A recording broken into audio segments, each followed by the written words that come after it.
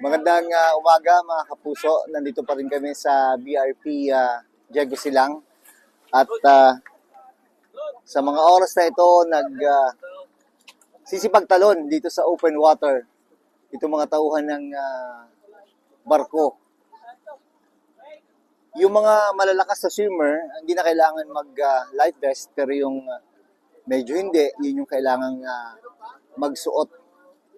Ito'y bahagi ng tradisyon ng barko tuwing mapupunta sila sa lugar na unang beses pa lang dadaong yung barko.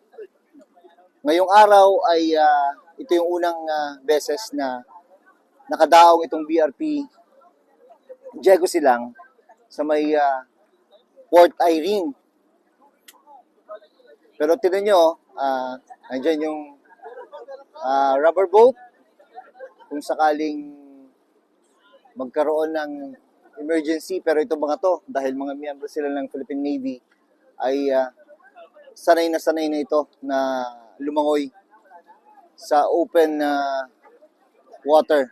So ito yung magiging tuloy-tuloy na tradisyon ng barko tuwing mapupunta sila sa mga bagong lugar.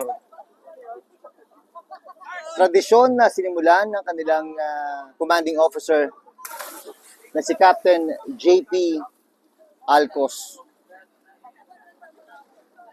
Pero lahat naman ng safety protocol ay nandyan para masigurong walang mangyayaring problema dito sa ginagawa nilang pag-swim dito sa open water.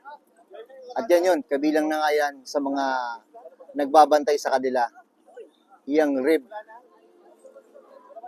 Para paniguro lang. At kung naririnig nyo, may tumutugtog ng birthday song dahil ang isa sa mga tauhan ng barko ay nagdiriwang ngayon ng kanyang kaarawan.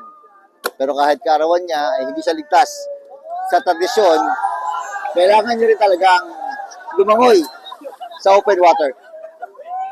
Ako po si Jun Veneracion para sa GMA News. Gas!